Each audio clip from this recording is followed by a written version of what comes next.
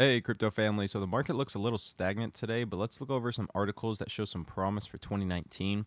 So the first article is by Cointelegraph, and it says Samsung seeks UK trademark for cryptocurrency wallet. So if you remember, I made a video a couple weeks ago, and I said there's rumors of Samsung actually launching their Galaxy S10 smartphone with a crypto wallet in it. And they've dismissed the rumors. They haven't confirmed nor denied them. But here it says South Korean electronics giant Samsung is apparently seeking a trademark in the United Kingdom for a cryptocurrency wallet, according to a December 27th filing with the UK Intellectual Property Office. In the classes and terms section of the application, Samsung cites such developments as, quote, computer software for use as a cryptocurrency wallet, computer software for cryptocurrency transfer and payment using blockchain technology. Now, again, this looks very, very promising, especially because Samsung is one of the biggest phone manufacturers in the world. And for them to look at cryptocurrency wallets right now, that tells you how much confidence they have in cryptocurrencies, especially on their Galaxy S10 smartphone, one of their biggest flagships. This is definitely some good news. And whether they include it on the smartphone or not, the fact that they're filing for patents and just getting involved in technology is just something in and of itself that's good to see. So again, hopefully we can see them launching in the future, launching some cryptocurrency wallets on their smartphones, and we can see other phone manufacturers doing the same. And then it also says in October, Samsung's production wing, Samsung Foundry, launched a new production process of its 7 nanometer low power plus processor node, which could reduce energy consumption by up to 50%. So, which also proves a critical factor in mining industry. So again, they're looking at mining and also storing your crypto. So something that's definitely good to see. Now, the next article I want to talk about is one by CoinGap, and it actually talks about the U.S. government shutdown and some Bitcoin fundamentals are getting stronger for 2019. So, as you know, right now, the United States government is partially shut down. It's been like that for the past 7 days, and with this comes a lot of delays in regulation. So it says, Bitcoin and other major cryptocurrencies have retraced in reds over the past 24 hours, all thanks to the U.S. government shutdown with regards to funding the border wall. While politics doesn't have much of an impact on cryptocurrencies, here's an event both seem to have collided. Many crypto analysts believe the U.S. government shutdown could delay the much-anticipated launch of BACT. And it says, quote, as BACT is still pending regulatory approval, many think that the shutdown could affect this time frame. And basically, it's just they're saying that it could potentially drag on for months with the government shutdown, and I do think it could drag on for a while, looking at both sides right now.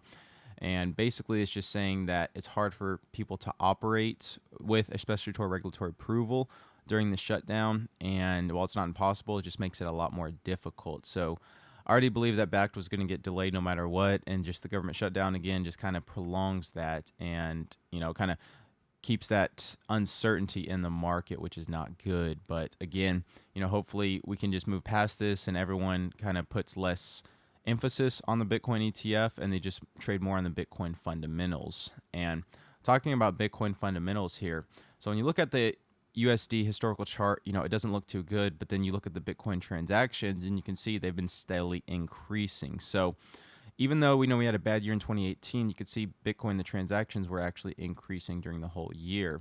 But with that, more positive is actually the Bitcoin ATM installations. So it says over the past 3 years, the number has doubled every year. So it's went from 2,000 to 4,000 machines. Now you can look at this and it's a constant increase. Now you can see it's starting to plateau a little bit, but I assume we'll continue to see increases as more exchanges open up next year and as more companies start accepting cryptocurrencies.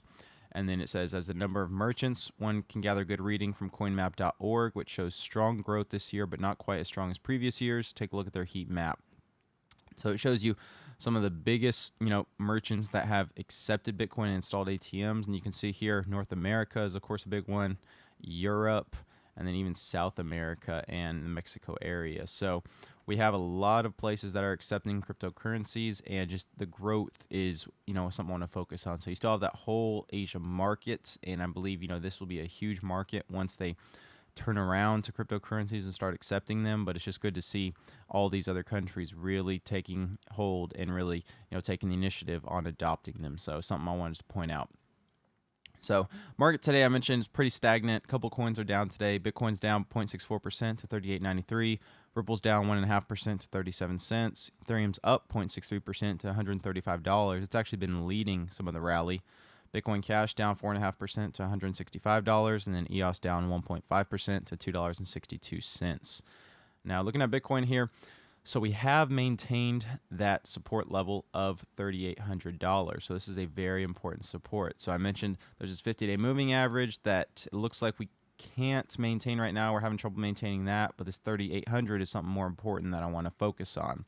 So if we can maintain this, then I definitely can see us bouncing and retesting this $4,000 resistance. Now, RSI right now, it's still a little overbought, so it could be some more room for the downside. But again, as long as we maintain this level or bounce back above it, then I do see that as very positive.